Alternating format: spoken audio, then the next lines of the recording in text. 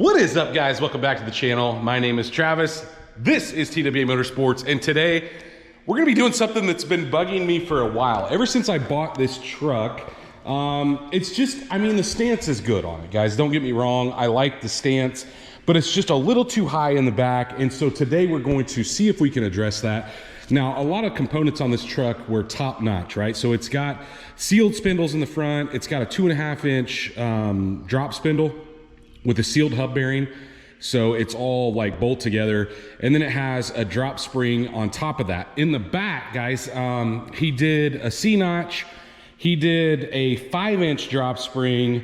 And of course, it's got Wilwood brakes all the way around. The brakes are awesome, guys. The truck is awesome. I love the look of it, but here's my dilemma. It needs to come down in the back. I know we're not gonna be able to get it completely level, but I wanna get it closer than what it is, if that makes sense. So when you stand back, I don't even know if I can get far enough back to show you guys, but you could see, you know, it does kind of, it's kind of hiked up in the back, and I don't like that. So here's what we've got. All the other stuff is good. We got shocks and shock relocators in the back. All we really need to do is replace the spring. So I got some 6-inch drop springs, and today we're gonna see if we can get under this thing and see what it entails to get them swapped out. I don't know, it may be a complete pain. It may be relatively easy. I've honestly, guys, have never messed with a C-10 rear suspension. I know that these things are bolted in, so there's like a holder that holds it at the top and on the arm that comes back. So, our trailing arm, I guess you'd call it. So we're gonna see. What I'm gonna do is I'm gonna grab my wheel chocks that are sitting right there. I'm gonna put those in front of the truck. We're gonna get the back end off the ground. We'll get underneath it and see exactly what we need to do to get these 6-inch drop springs in and the 5-inch ones out. Actually, one other thing I wanna do before I do that is I wanna get a measurement. Let's see what we're at. We are at 29 1/4. On this side, we're going to the ground in the middle of the wheel. 29 1/4. Is what we're at. And then we'll check the other side real quick and see what it is. Probably very similar. It's actually 29 over here. Wow. It's a little lower on this side. All right, I'm gonna measure the front too, and maybe we'll see a difference, because a lot of times when you rock the back of the truck back, the front will come up a little bit, which will help us get a little more level look. But man, I love this truck, guys. I don't know that I could ever get rid of it. 26 and a little less than a half, about 26 1/4 on this side. I think that we will be able to bring the back, or sorry, when we bring the back down, we should bring the front up. So now let's get those wheel chocks, get this thing off the ground. Now I've got jacks, obviously got a jack under the rear end, but I've got jack stands under the frame up there. But guys, like I said, I've not done this. It looks to me like it's a bolt-in C-notch. He's welded it as well, but I'm wondering if I'm gonna have to take the trailing arms loose. Maybe not the trailing arms per se, but I may have to take the shock off. I believe that's a 3/4, I don't know. And then I'm also gonna have to take the spring holder. There's a couple things that hold the spring. There's one on the bottom, and then there's one on the top. The one on the top, I can't tell if there's a nut on top of it or what, but I think we're gonna start with taking the shock loose. Once we get it loose, maybe we'll be able to see a little bit more of what's involved. You can see I've got the shock loose on both sides. Now, the next thing I took out was, see that plate right here? This guy. I took that off, which is holding the bottom of the spring. So now what I'm hoping happens is, as I relieve pressure on the jack, the rear end starts to come down. And I think that it will, because we've got the jack stands up there, but we're just gonna have to see. And if that happens, then hopefully we can get the 3/4 that's holding the top of the spring, which is literally the identical thing as that right there. You just got one on the top and the bottom, and then maybe we can get the spring out. But we're gonna just lower it down and see what happens. So that's actually exactly what happened. I don't know if you guys can see, but we've separated from the bottom here, and I didn't take it down all the way. You know, the tires aren't even touching the ground, and I didn't unhook the panhard rod back here. It still has clearance with the exhaust, so I didn't have to unhook anything else. Let's just see now if we can reach in there and get that 3/4 out. That'll probably be the toughest part, just based on the fact that we don't have a ton of room here to work with. When you look at these, you think, how can this possibly drop it anymore? But This is what we had on the top, and there was a nut and a lock washer up above it, but I was able to reach up in there and get it out. But we've got the old spring out. Let's grab the new spring and put them side by side and take a look if hopefully one's shorter than the other. Well, I don't know if you could tell, but it definitely is shorter. It's not quite as big around either. I don't know if you can tell that, but this, I don't remember the brand on this one, CPP. This one I think came from, I ordered it off of online, I don't know, WC, Western Chassis is the company. So I'd like to down the road maybe go to a coilover back here, but for now let's just put these back in with the exact reverse process and see what we get. We're gonna have to obviously snug the top up and snug the bottom up, but I don't think there's a top or a bottom. I'm just gonna try to put it in, see what the lettering facing where you can read it. Now what I've got now is just started those bolts with the spring holders in the top, and I didn't snug them up yet because I want to bring the trailing arm up and see if we can get the bottom one started, and then we'll worry about snugging them both up. I want to make sure the alignment's good and everything's lining up like it's supposed to, but yeah, it wasn't too bad. I mean, reaching in there is kind of cumbersome. Had to reach in from the front of the notch, but there's ample room to get your hand in there if you're dealing with what I'm dealing with here. Well, I don't know if I did this in the correct manner, guys, but what I did was I got the top one started first, and then I let it down and got the bottom one started, okay? Oh, you can see my ratchets, or my sockets still on there. But I got them snugged down tight now, and what I had problems with is the spring, it starts to compress, so I was just teetering back and forth. I'd lift it up, let it down, lift it up, let it down. Scratch that spring a little bit, tightening it up. But anyway, so I wanted this to set as flush as possible. You can see where it's setting up here on the spring. And what the problem was is the spring was wanting to push either towards the front or the back. And so I've got my rubber mallet out here, so I was tapping it kind of as I snugged it down. And then if it wasn't looking right or wasn't pinching that spring like what you see right there, nice and even, same thing on the bottom. If it wasn't doing that, I would loosen it up, tap the spring around a little bit until we got basically a reverse. So the top mounts like that, the bottom mounts just the opposite direction. They're like little half moons, and they only set in the spring one specific way. You can see that when they're out. So I've got them in there, got them snugged down. It was a workout, let me tell you. I had my son out here lifting the back up and down, but now I'm gonna try to get the shock bolts back in place, get those snugged down, and then hopefully we can set it down and see what we got.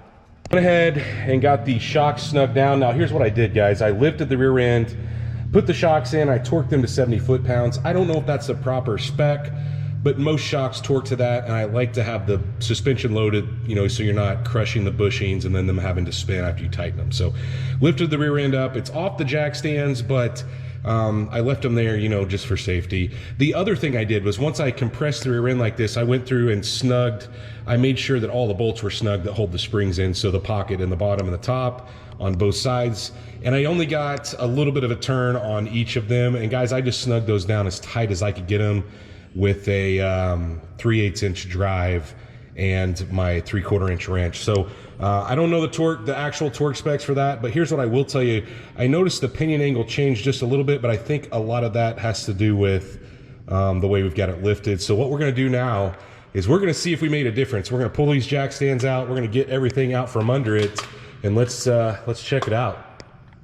So what's your guess? Do you think we got anything? It looks to me like it's a little lower, but I don't know. May just be an illusion.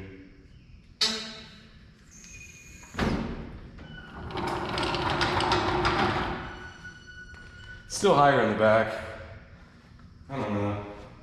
And maybe those springs will probably settle a little bit, you know, as you get some drive time on it. Maybe it's a little lower. Let's grab the tape measure and give it a look. I actually think that we may have went up. We started at 29.25, now we're at 29.5.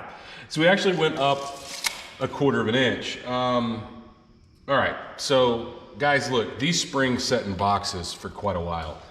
And so what I think we're gonna have to do is I'm gonna have to check back in with you in a few days after driving this, letting those springs kind of move up and down, get some weight on them, go fill up the tanks in the back on this truck. We'll go fill up the tank with gas, and that'll maybe, you know, put some weight on them and compress them and get them relaxed. A lot of times this is common. You don't get all your drop right away. Now, I was hoping for an inch, you know, because those are supposedly 5-inch springs. And yeah, that's just, it's not the case. It is a 5-inch spring. It's a -5. I don't know. We'll just have to, I'll check in with you guys in a couple days. Let me let's drive it and see what happens and then go from there. Well, guys, only I could put 6-inch springs in to replace 5-inch springs and the truck actually come up. So I've driven it around a little bit thinking they would settle some, knowing they probably wouldn't settle the entire amount, but either way. Here's what we've got, because this ain't gonna fly. I'm not gonna put those back in, even though those look a little stiffer, it seemed to ride the same. So here's our next solution. I've got a new set of blocks that we're going to attempt to put in. Come with new U-bolts. Obviously, you're gonna have to have the longer U-bolts, but let's get under there and see what's involved in installing those. I've never done this either, so we're gonna give it a shot. Works kind of similar to, you know, like one of these trucks up here, in the fact that once the axle's on top, which it is, you're spacing that out to bring the axle up closer to the body. The way the shocks mount on this, which we'll look at when we're under there, I don't think it's gonna have any, I don't think we're gonna bottom out the shocks, but we'll just have to see once we get these things in. So let's get under there and see what's involved. Let me tell you what else I have trouble with. We're back to old trusty corded light, because every LED I have, man, it just doesn't last. All right, these things are monsters. What are they? Inch and 1/8. All right, so here's my plan. I've got a jack under there because I'm not exactly sure what's gonna happen. We've got all the pressure off the spring, but I just wanna make sure we don't have any issues. So I'm gonna loosen these up, and I don't know if I'll be able to do one side at a time or how that's actually gonna work out, but we will give it a shot. Let's get these things loose and see what happens. I don't see that anything happened. We got them loose, U-bolts loose. We're just gonna take this U-bolt out and then drop the new one in that's supplied with the kit, and then see, I think we'll probably have to do both sides at the same time. I may grab another jack stand to put under the drive shaft just so the rear end doesn't want to roll. I don't think it's going to, because it's in a pocket here, but just so we don't take any chances, I'm gonna grab another jack stand and just loosely set under the drive shaft. Got both sides loose, and so far so good. I got one of the U-bolts, the old U-bolts out. The other one's giving me fits. I'm gonna have to use a pry bar, I think, to loosen it up a little bit. But I'm hoping, like I said, the rear end doesn't want to roll forward. But I think we'll be okay. Now I got the other side out, and what I did was, you could see I've separated those joints here by lifting the rear end, but you can see, I'm glad I put that there on the drive shaft, because the rear end is wanting to roll. But now we got enough room, I think we can just sneak the blocks in. And so how this kind of works is, you've got your block that's gonna go in the middle here. That's gonna give us the spacer that we need, the 2 inches of drop, additional drop, or at least that's what we're hoping for. These are aluminum. I'll try to list these in the description down below, but we're gonna try to slide these in here, which I think with both sides unbuckled, we should be able to do that, and then put the new U-bolt in. And it also comes with new washers and bolts for the bottom, or nuts for the bottom. Got the blocks in on both sides, but I will tell you guys, I had to use a wooden block and a jack on the drive shaft to level this rear end back out, to roll it back. The other thing I noticed is when I was taking it apart, this thing had a shim in it. And so we're gonna put that shim back in. We just gotta lift that block up a little and slide these back in place. But I'm gonna leave these in, because chances are we may actually need a bigger one. This is I don't know how many degrees this is, 4 degrees. They make different ones, and we do have enough thread, luckily, for this to work. So I'm gonna go ahead, put the shim back in, and get the bolts started, set the rear end down. You're gonna have a little more, if you have a pinion shim, like what we had, you're gonna have a little more thread showing on the backside to get that snug down. But got it all torqued down, and I torqued it to 140, guys. That's a lot. And I don't know, I'm just seriously out of breath here. So we've got it all back together. All I had to do is put the shock plate back on, obviously the nut on the bottom with the new U-bolts, slid those pinion shims in. Like I said, I torqued it to 100 first, then I went to 140. And so we're gonna set it down and see what we've got. I noticed that we're obviously a lot closer as far as our clearance here on our cutout, our C-notch. We're also very close on the rear end. I'm hoping it doesn't hit the bottom of the bed, especially since it's a wood floor bed. So we may experiment here. We may end up putting a 1-inch in. This is a 2-inch, but let's set it down, at least see what we got. We're definitely lower. No doubt about that. But how low? Too low? I don't know. Oh my gosh. Yeah, that's considerably lower. I don't know what I'm hearing. I think that's the exhaust. It is. That's the exhaust hitting. I don't hear the bed hitting though, you know, the center of the bed hitting the rear end, but holy cow. That is a huge difference. I'm dying to take it out now. So I had to go change shirts. I'm literally sweating through my shirt here. Let's see what happens. Hopefully the rear end doesn't fall out. That'd be a bad deal. Let's see. Oh, let's see if we can get it to how the axle's gonna perform. I think we're gonna hit the exhaust. I can hear the exhaust rattling already. Yeah, I don't know. There's a bump there. Let's go put it up in my front driveway and we'll step back and take a look at it, and then we'll drive it down the road. It's definitely stiffer, I can feel it already, but that's gonna be the case when we get it lower, you know. Let's back it up in the back drive or in the front driveway, or pull it up there, and we'll step out so we can get a better look far away from it. This thing sounds nasty. All right, look at that. So much better. So much better, guys. That is that's about perfect. We'll get some measurements when we get it back in the shop, but ultimately that's exactly what I was looking for as far as stance wise. It was just too much rake. And this is about perfect. Of course, this driveway slants, but you get the idea here. Well, let's at least run it down the road. I feel like that exhaust, when I hit a bump, it's gonna rattle. We won't know until we hit a bump here. There's a bump on the road right here that we may hit. Maybe we'll see. Yeah, I heard something hitting back there. But ultimately, guys, we never put anything in the bed, so I think it'll probably be fine. Seems a little squirrely. I'm interested to see, like, its speed. Are we gonna have any vibration now? Feels like I've got a little vibration right now. Maybe my pinion angle's off.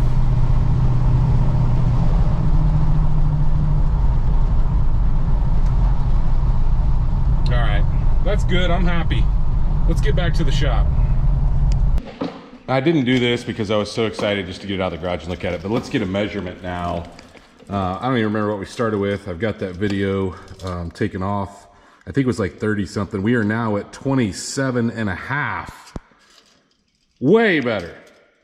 Let's see what our rake is. All right, so we got 20, let's say 27.5, give or take a 16. Let's look up here. We may have came up just a little bit. 26 and a little less than 3/4. So that's pretty close, guys. I generally like to keep a 1/2 inch from front to back. And I did hear the exhaust riding a little bit, like I said, when we were driving, but we may look at that down the road. I'm so much happier with this outlook and the way it sets that it doesn't even matter that it rubs. Heck, everything we have rubs, you know, all the load stuff rubs. Anyway, hopefully you guys enjoyed, you know, a little bit of C-10 content. I've got some other stuff that I'd like to do to this truck, right? So for the most part, we're not gonna tear this thing apart. I love the way it sets now, love the way it looks. But what I do have planned is the old school radio in it, guys. It's got an old Jensen tape player, which is just terrible. I want to get like a similar radio to what I've got in my black truck back there, the flat black Chevy. I've got a retro sound radio. The speakers in this also kind of cheap. So I'd like to upgrade some audio. At least start with this, the deck, just to make it look, you know, a little more fitting with the dash and the rest of the stock pieces. Does take a little bit to close these old doors, but aside from that, this video is finished. So if you guys did enjoy this video, please, like always, go down there and smash that thumbs up button. Guys, if you are not subscribed, hit that subscribe button. Of course, like always, ring that bell notification. That notifies you every single time we drop a new video. And stay tuned to see what we do on this truck next, or one of these others.